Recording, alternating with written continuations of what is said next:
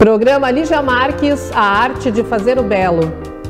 Realização, Ateliê de Arte e Arquitetura Lígia Marques. Oferecimento, Mágica do Ser, Facilitadores da Consciência. Quiropilates Wellness Center.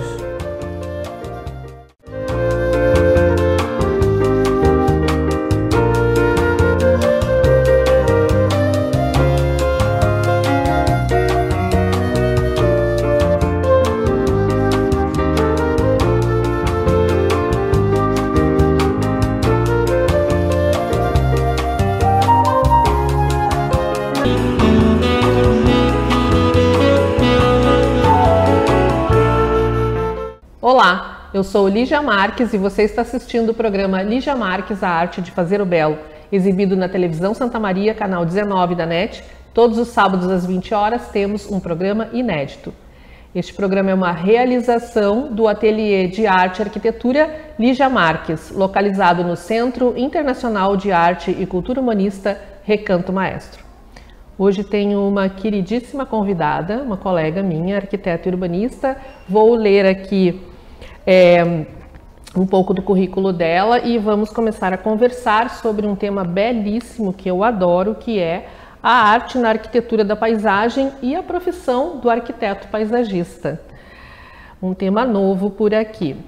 Nossa convidada de hoje tem formação em arquitetura e urbanismo pela UFSM em 2002, possui pós-graduação em botânica das plantas ornamentais e paisagismo pela UFLA em Minas Gerais e MBA em agronegócios pela Antônio Meneghetti Faculdade. É fundadora da Oficina Jardim, com foco em projeto e implantação paisagística, atuando há 15 anos no mercado de Santa Maria e região, com mais de 150 mil quadrados projetados e executados.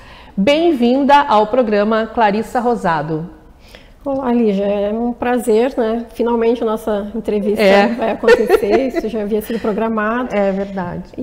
Mas é uma alegria falar sobre essa arte, né? Que me move e acho que também te toca bastante, né? Então é sempre uma alegria a gente poder falar sobre a arte que nos move, né? E o paisagismo é isso, né? É uma obra que a gente termina e ele não está pronto, né? Porque ele é vivo. É verdade. Então é preciso saber... É lindo mesmo. E tem que ter esse cuidado sempre, né? Fazendo a manutenção. Eu estava vindo para cá e comecei a lembrar, vi uma árvore toda copada de flores brancas, cores assim, um gelinho, não um gelo, era um cremezinho. Eu não consegui ver que árvore era. Mas eu também dei aula de paisagismo na Faculdade de Arquitetura da UBRA por 15 anos, era uma disciplina que eu adorava, porque a gente começa a desenvolver no aluno uma percepção incrível das coisas, dessas formas, dessas cores, né? Então eu gostaria, Clarissa, de que tu falasse um pouco para nós introduzirmos o assunto e também esclarecermos conceitos e profissões, né? A gente percebe que o humano, quando a gente estuda a história, ele sempre teve essa relação com o espaço, né? Com a organização dos espaços. E essa organização do espaço externo da casa, dos pátios, das praças, dos palácios, a criação de jardins, não é de hoje. O que você poderia nos contar que tu lembre assim, sobre a história do paisagismo no mundo e depois a gente entra um pouquinho no Brasil? Muito bem. Ele acompanha toda a evolução do ser humano, né? Sempre que algo era organizado de modo mais sistemático, né? A partir da agricultura, né? Onde o homem passou a se estabelecer em sítios, havia com certeza a necessidade de organizar o espaço. A própria arquitetura já é uma organização da paisagem, né? E aí, com o passar do tempo, a gente tem desde Stonehenge, né? E vai vindo as pirâmides, tudo é arquitetura paisagística, né? São elementos que o homem constrói e marca a paisagem exatamente para mostrar o seu período de glória. E os jardins foram acompanhando todo esse processo, né? E claro, tem também, a gente tem, se a gente for entrar de forma cronológica na história, a gente vai ver todos os estilos de jardins que começaram desde os egípcios, né, os gregos, os romanos, e todos iam melhorando aquilo que aprendiam com as civilizações anteriores. E ora eram espaços secos, ora úmidos, sim, né? A vegetação foi entrando também, às vezes, bem depois. Inclusive. Sim, mas por trás disso tudo, a gente tem nessas civilizações, né, tanto judaico-cristã quanto islamismo, tem por trás disso a etimologia da palavra, né, que é garden, né, jar é protegido, e o Éden é o paraíso. Isso. Então, ele está no inconsciente coletivo de todos nós, né, a busca por retorno ao paraíso, né? Onde seja esse jardim físico ou metafísico, é uma busca para o retorno ao seu paraíso. E um paraíso protegido, interno, íntimo. Exatamente. E aí, o que nós vamos ver? Nós vamos ver jardins privados, né? Cercados, murados. E, claro, com o passar do tempo, a forma também de entregar isso de uma forma geral para o público, né? Para a comunidade. E tem uma frase que é incrível, né? O professor Meneghetti que fala sobre ela, que é: o ápice da ética é a estética. Então, a gente vai ver sempre que quando acontece uma evolução do ser, onde ele consegue organizar as questões basais, ele sente necessidade de conviver com o belo. Ele precisa disso, né? A identidade dele se mantém em algo que o amplie e não que o reduza. Então a bagunça não é mais permitida, né? A desordem não é mais permitida, mas sim o belo. E aí a paisagem, ela te permite a forma como o paisagista constrói a paisagem, ele vai tocar naquele espaço, né? Que isso seja de modo respeitoso, sabendo ler aquele local. E aí as diversas vertentes de trabalho. Então nós vamos ter os paisagistas europeus, né, que deram uma bela contribuição inicial no Brasil, né? Sim. Que a gente vai entrar lá no Brasil Império, onde veio François Glazivaux, né, que iniciou com alguns, né, Quinta da Boa Vista, alguns trabalhos iniciais, e depois nós entramos, né, com grandes paisagistas brasileiros que influenciaram, inclusive, mundo afora. Né? Já no modernismo. No modernismo. E aí a gente tem toda uma história. Eu acho que conhecer a história é fundamental para que a gente consiga olhar para o futuro, né? De onde que eu vim, para onde eu vou. Então, isso faz parte também de uma estruturação de um bom profissional, ele saber onde é que eu estou pisando, quem chegou antes de mim, né? Então, eu acho que é uma base... Sempre a gente saber um pouco da história. Sempre saber da história. Até para compreender a criatividade, que às vezes as pessoas usam esse chavão, nada se cria, tudo se copia. Não é verdade. Nós somos seres que podemos ser criativos se a gente quiser. Exato. E tudo, o próprio jardim, ele é produzido por tudo que há no teu consciente e inconsciente, das viagens feitas, das leituras, da música, de tudo que tu consome, né? De tudo que te nutre. A partir daí, o artista cria, seja na pintura, na escultura, na música, no paisagismo, que também é uma arte. E o paisagismo moderno, ele entra também junto no início do século XX, naquelas décadas que também veio aquele movimento da Semana de Arte Moderna, né, daquela revolução da literatura, da pintura e também dos jardins, que entra Burle Marx também trazendo toda um novo design, né? Exatamente, ele trouxe uma grandiosa contribuição para a arte, né? Porque ele era um artista multifacetado, né? Que era pintura, escultura, joias, ele cozinhava muito bem, cantava, então ele tinha muitos talentos. E o paisagismo era o que ele trabalhava de um modo mais determinado. Então, e o que ele fez de incrível foi mostrar que nós tínhamos e temos uma riqueza botânica incrível. Então, quando ele volta para Berlim... Ele foi um pesquisador, né? Exato. Quando ele volta para Berlim para fazer um tratamento nos olhos, ele começa a se encantar com as nossas plantas nos jardins botânicos da Alemanha. E aí volta para cá e lá ele convive com todos os grandes do modernismo, né? Picasso. Então ele voltou para o Brasil com a efervescência do momento, do que estava acontecendo, né? Do cubismo.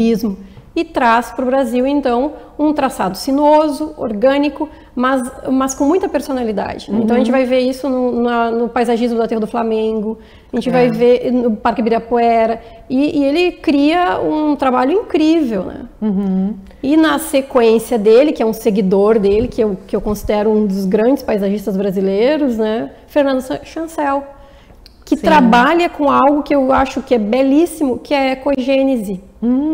Que legal. A ecogênese, ela é nada mais do que o cuidado que o paisagista precisa ter quando ele encontra um sítio deteriorado. Olha só. E aí, naquele local, ele usa plantas do próprio bioma e insere de modo respeitoso, né, a reorganização do espaço. Então, é como se fosse uma cura do espaço. Sim. Que bonito. Isso vem, ou seja, a partir do trabalho, né, do Burle Marx, um discípulo dele consegue dar seguimento à obra de um trabalho maravilhoso, que até hoje inspira a grande maioria dos profissionais. E tu já falou 2 vezes essa questão de modo respeitoso, e isso é muito importante a gente lembrar cada vez que entra num lugar, a gente se colocar de modo respeitoso, porque é uma relação espiritual, né? Seja no jardim da nossa casa, na nossa casa, ou num outro lugar maior, num parque, né? Muito legal isso. Com certeza, Lígia. Eu acredito que essa humildade que é necessário para um profissional que interfere no meio ambiente é fundamental, né? A gente tem que saber que quando a gente chega para orquestrar aquele espaço, porque é uma paisagem que vai ser mexida ou vai ser recuperada. Né? Me agrada muito quando eu preciso recuperar, porque eu estou ajustando um espaço, né? Dando uma cura para aquele local. Mas é isso, é ter respeito pelo local, sentir, né? Então a sensibilidade, a forma como a gente lê, do que a gente se nutre, né? Leituras, viagens, tudo isso impacta a forma respeitosa com que eu vou atender aquele espaço. E também como que eu vou entregar para aquelas pessoas que me chamaram para orquestrar o local. Nós temos mais 2 minutos nesse bloco. Eu gostaria que tu, se pudesse conceituar o paisagismo, a arquitetura da paisagem, a jardinagem, porque tem muita confusão, né, às vezes aí. E quando tu estudou arquitetura, se tu já imaginava seguir a carreira de paisagismo, de arquiteta, paisagista, né, ou isso foi florescendo mais tarde? Como é que aconteceu? E os aperfeiçoamentos que tu foi fazendo também? Bem, eu me apaixonei pela disciplina de paisagismo durante a graduação, mas eu não imaginava trabalhar com. Né? Eu trabalhava com arquitetura hospitalar, né? Então não era a válvula de escape, era o meu prazer. E com o tempo isso foi se tornando, do meu hobby se tornou meu negócio, né? Foi algo que foi acontecendo. O meu projeto me encontrou, na verdade. Então acho que eu tive essa felicidade, né, das coisas acontecerem a tempo, de corrigir uma rota ainda jovem, né? Ainda recém 5 anos de formado eu já tinha, e o paisagismo foi me puxando cada vez mais, porque eu lecionava essa disciplina na UBRA, né? Eu fui também. Meus primeiros 5 anos do meu período de formada eu lecionei bastante, né? Então, e aquela disciplina foi me apaixonando cada vez mais, né? Então, com o tempo, se tornou muito forte, né? E eu abri mão da aula para montar a minha empresa. Isso aconteceu e agora na pandemia tu fez alguns aperfeiçoamentos na área. Sim, sempre, né? Acho que a gente tem que estar sempre estudando, até porque a formação do paisagista no Brasil, ela ainda a gente tem que pescar várias questões, né? Buscar as peças para construir o teu quebra-cabeça. Nós não temos uma graduação em arquitetura paisagística, como tem em Portugal. E ela é bem complexa. Bastante complexa. Exato. Bastante complexa. Envolve várias coisas. Topografia. Geologia. Engenharia, botânica. São vários saberes, né? E que pedem esse conhecimento mais amplo. E que nós não temos ainda no Brasil. A gente tem várias formações paralelas, que eu venho buscando sempre, né? Então surge um curso de botânica que é viável fazer, é interessante, como eu fiz. Gestão ambiental foi um que eu fiz também. Fiz agora há pouco um master em projetos de paisagismo. Então eu estou sempre me qualificando, né? E que ajuda, né? Também às vezes na seleção. Nós vamos encerrar esse bloco e continuamos falando no próximo bloco, porque esse conhecimento ajuda o arquiteto na hora de fazer o projeto. ele trabalha muito com a estética, com a forma, né, com as cores, com as texturas. Depois a Clarissa pode explicar melhor. E aí, como é que se dá o nome botânico a essas plantas? O que se vai selecionar? A gente espera vocês daqui a pouquinho. Voltamos logo. Programa Lígia Marques, a arte de fazer o belo. Realização, Ateliê de Arte e Arquitetura Lígia Marques. Oferecimento, Mágica do Ser, Facilitadores da Consciência. Quiropilates Wellness Center.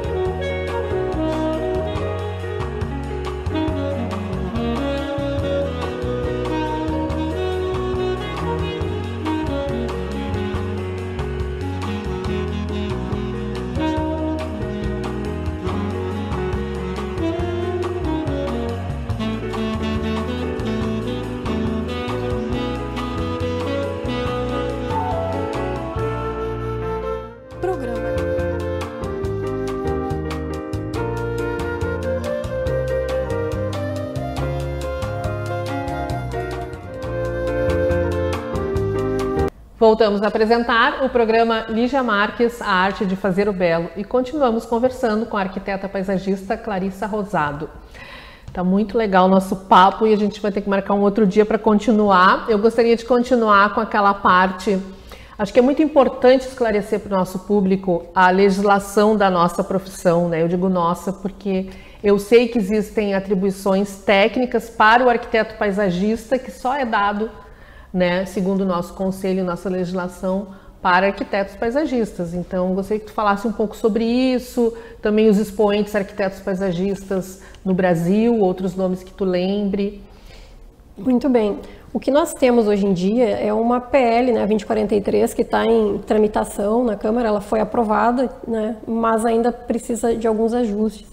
Então, o que ela coloca, né, que profissionais com graduação, né, graduação em arquitetura, em biologia, engenharia florestal, poderiam trabalhar como paisagistas, né? E ainda pede que pelo menos já tenham um exercício de 2 anos da atividade para que possam ser considerados paisagistas. Eu vejo de um modo diferente, né? A gente sempre vai tender a buscar a brasa para o seu assado, até porque a gente tem consciência do quanto é necessário ter uma sensibilidade estética para ler. E também tu poderia explicar essa questão do projeto, né? O que é o projeto, o que é a execução e como é que um engenheiro florestal faria um projeto de arquitetura paisagística ou um biólogo? Exatamente, porque existem essas classificações diferentes. A arquitetura paisagística são elementos arquitetônicos onde eu trabalho com elementos arquitetônicos na paisagem, a pérgola, a piscina, são elementos, o monumento, a fonte, são construções. Então eu não vejo que um biólogo consiga desenvolver, tenha as qualificações técnicas necessárias para esse trabalho.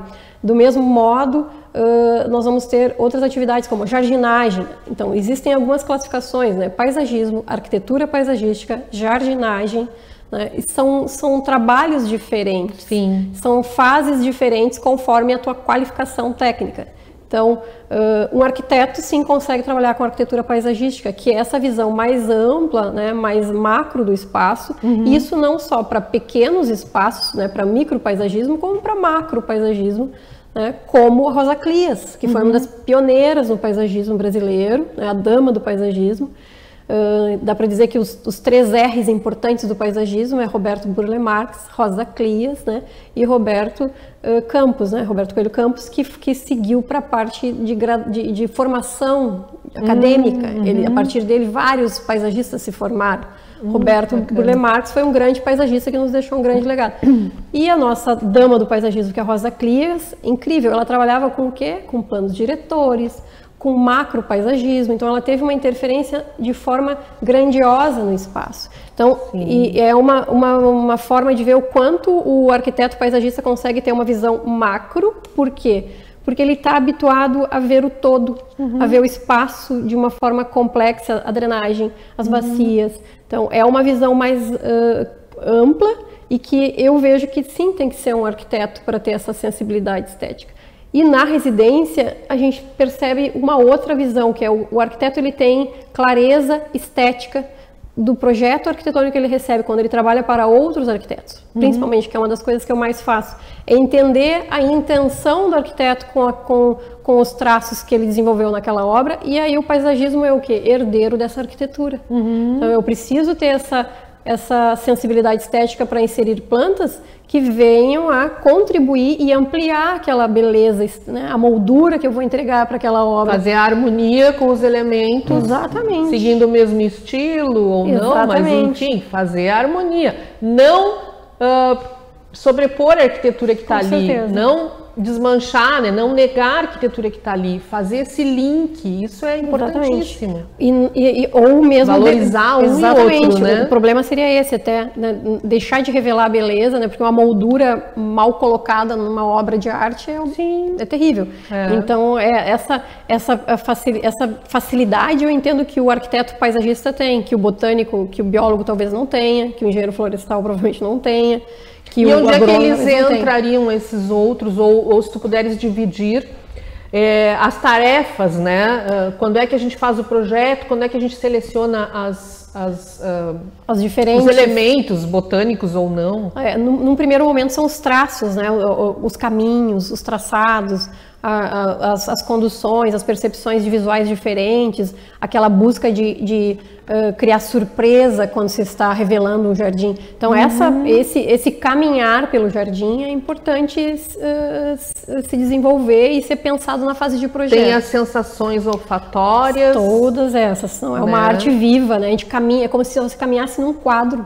Você está dentro do quadro, e esse quadro ele tem várias percepções, né? Olfativas, visuais, que é a que mais a gente percebe, e além de tudo ela é viva, ou seja, daqui a 10 anos esse jardim está um pouco diferente, daqui a 15, mais um pouco. Então o paisagista precisa também ter essa visão e esse conhecimento botânico, qual é o sistema radicular, como que está o solo. Aí sim eu entendo que um trabalho com um agrônomo e com um botânico, com um biólogo, de forma multidisciplinar, possa ser muito rico. Sim. Muito rico, né? Mas nas questões estéticas, eu tenho plena convicção que o paisagista e o artista plástico, talvez, né, sejam os mais capacitados para os lançamentos dos traços iniciais do jardim. Sim, bacana. E as questões técnicas são essas que eu busco. Se tu fores olhar meu currículo, eu estou sempre atrás de questões técnicas para que me deem a base,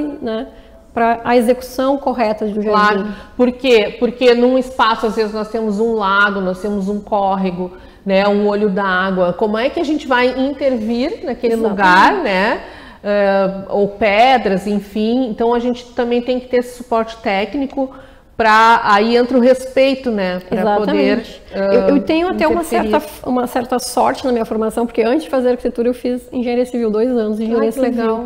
Então eu vejo como uma arquiteta, mas eu procuro resolver as questões também com o cuidado de um engenheiro, que ele vai no como resolve, como constrói, né? Como eu vou resolver isso. Sim. Então, acho que essa é um certo diferencial competitivo da minha formação para essa forma de encarar. Muito válido, porque a engenharia entra também, né, principalmente em parques, em ambientes muito grandes. O que está por trás do que eu não vejo, mas que me permite beleza, né? A drenagem, a iluminação, toda a infraestrutura também, que é necessária. Né? Muito bom ter falado da iluminação, porque a iluminação também dá um valor, né? Revela um jardim à noite. À noite. A gente tem um cenário novo, né? Que é fundamental. E aí eu tenho, né, 2 momentos para valorizar e vivenciar o espaço no jardim. E aí é tu que faz ou tu pega um luminotécnico? Como é que faz? Para os jardins pequenos, de pequeno porte, eu faço, né? Então também pesquiso, também vou atrás do que tem de lançamento, né? Os cuidados técnicos para as escolhas das luminárias que são para ambientes externos, o tipo de cabeamento, tudo isso é necessário conhecer para desenvolver um projeto de qualidade que não ofereça risco, que realmente funcione, né?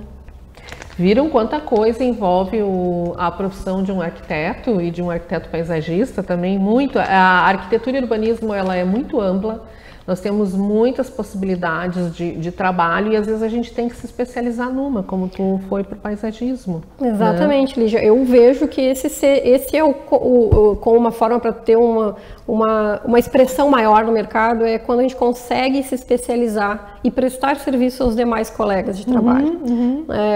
E claro, contanto que a gente encontre um projeto de natureza que tenha significado, né? Sim. Que tenha significado para si e que consiga, a partir daí, desenvolver coisas belas, né? E oportunizar crescimento para outras pessoas que estão ao teu redor. Né? Como é que tu vê, então, essa profissão do arquiteto paisagista no Brasil e quais os benefícios e contribuições que essa profissão traz para o ambiente do ser humano? Por exemplo, o valor da água, o valor de uma vegetação que gera sombra ou não gera sombra, ou protege dos ventos. Tem tantos elementos, né, que às vezes o cliente ou os outros, assim, outras pessoas que não conhecem essa profissão, não sabem como é que tu te inspira, por exemplo. Exatamente. Cita um exemplo. A leitura da natureza, da paisagem e da natureza, ela é fundamental. A própria biofilia, que é esse movimento novo, ele já é comum pra gente, na verdade, né? Agora fala-se biofilia. Na verdade, a gente já tem, né? O paisagista, ele tem um modus de projetar biofílico. Ele pensa o tempo inteiro dessa conexão do homem com a natureza, né? O propósito de vida dele é esse, né? É ampliar a casa em direção ao jardim, é fazer essas curas de mitigação de danos ambientais em locais que sofreram algum tipo de degradação. Então, o que eu percebo agora, né, cada vez mais as pessoas percebem o quanto é importante o verde, né, a natureza próxima de si, o quanto isso reduz estresse, o quanto isso traz qualidade de vida. Nós ainda vivemos num lugar um pouco mais verde, né? Mas nos centros urbanos mais condensados, assim, as pessoas valorizam muito o paisagismo, demais, né? E isso é ótimo, e é uma tendência cada vez maior, por quê? Porque a gente trabalha não só com beleza, mas com bem-estar. A conexão do homem com a natureza, ela acalma, reduz a ansiedade. Então, eu percebo em vários lugares que a gente vai hoje, seja em restaurantes, pode até ser um shopping, mas enfim, vários ambientes comerciais, como é incrível a inserção, qualquer pátio, qualquer coisa onde se possa trazer o externo para dentro é valorizado. Bom, aquele shopping de São Paulo, Jardins, é lindíssimo, né? Mas eu sinto poder pôr árvores, como é incrível, como isso faz bem, né, para a pessoa, tu olhar para o verde, tu olhar para... A neuroarquitetura também menciona isso, né? A neuroarquitetura. O espaço biofílico, ele realmente é uma tendência que eu acredito que vai perdurar por muito tempo, porque esse resgate, né, do vivo, do amor à vida, é algo que veio para mexer muito com o ser. Necessário, né? Bastante. Então eu vejo que o paisagismo vai ser cada vez mais valorizado. Vejo que também é uma forma de cura das cidades. Sim. Né, porque nós conseguimos fazer com jardins aquáticos o tratamento de córregos poluídos. Para encerrar o programa, que já estamos fazendo sinal lá, eu gostaria que tu falasse de uma coisa que nós não falamos. Na verdade, o nosso roteiro foi todo feito na hora aqui, né? Porque foi incrível o papo. Sobre as frutíferas e a atração dos pássaros, que é uma coisa lindíssima que eu vejo na minha casa e eu adoro essa parte. Como é que isso é feito no campo? É mais fácil, nas fazendas? Como é que é feito na cidade? Maravilhosa essa pergunta, porque é bem como eu gosto de trabalhar com jardins produtivos. Então, quando a gente consegue inserir frutíferas, né, num terraço, onde a pessoa pode ter o prazer de colher aquela laranjinha quinquã, uma laranja lima, um limão, é uma delícia, né? Você cria ou seja, o ser passa a ter uma conexão com o jardim. Se ele cuidar, ele colhe. Ele colhe o temperinho e consegue utilizar num prato. Então, isso é uma questão de querer, né? Porque se tiver um pequeno espaço, já pode ter um vaso. Então, trabalho bastante com jardins produtivos. Essa inserção também de espécies nativas é algo muito importante também. Não com esse cuidado, né? Quando eu insiro uma planta dentro de um bioma, que essa planta tenha correspondência a esse local, né? Não seja uma planta totalmente exótica aquele local. Então isso também é um cuidado e existem muitas plantas que atraem a avifauna. Sim. Exatamente por essa característica, são plantas frutíferas, nativas, e que não vão gerar risco ao local, porque algumas têm uma possibilidade invasora, né? Como a uva do Japão, por exemplo, que é uma planta que hoje em dia a gente tem que retirar, né? Porque ela... Que é exótica. Ela é exótica, mas ao mesmo tempo ela é muito agressiva. Os passarinhos comem e eles distribuem sementes e impedem o crescimento das nativas. Ah, entendi. Então tem esse cuidado todo que precisa ter, né? Na hora de fazer uma escolha correta de espécies, principalmente se é uma espécie que tem uma capacidade muito agressiva de proliferação. Sim, muito bacana. Infelizmente nós temos que encerrar o programa, mas já está convidada, vamos ver um outro dia para a gente falar mais sobre a Oficina Jardim, a tua empresa, né? Como é que tu vai trabalhando com os projetos, com os funcionários, a capacitação dos funcionários. Tem um tema belíssimo porque tu é arquiteta paisagista empresária, tu também lida com empresa e com funcionários, então isso é uma coisa bacana também para trazer para o nosso público. Muito obrigado pela tua colaboração. Que agradeço, Lígia, também adorei. Estamos encerrando então mais um programa Lígia Marques, a arte de fazer o belo, exibido na televisão Santa Maria, canal 19 da NET, todos os sábados às 20 horas e também nas nossas páginas sociais. Aqui no nosso cenário hoje eu trouxe alguns porta-retratos que tem os canvas das minhas obras reproduzidas, né, que vocês encontram na minha loja virtual www.ligiamarques.com.br, que vocês podem adquirir por um preço bem bacana. Agradeço aos apoiadores culturais deste programa. Se você quer ser um apoiador cultural, envie um e-mail para programaligiamarques@gmail.com. Foi um prazer ter estado com vocês. A gente se vê nos próximos programas e eu espero você. Programa Lígia Marques, a arte de fazer o belo. Realização: Ateliê de Arte e Arquitetura Lígia Marques. Oferecimento: Mágica do Ser, facilitadores da consciência. Quiropilates Wellness Center.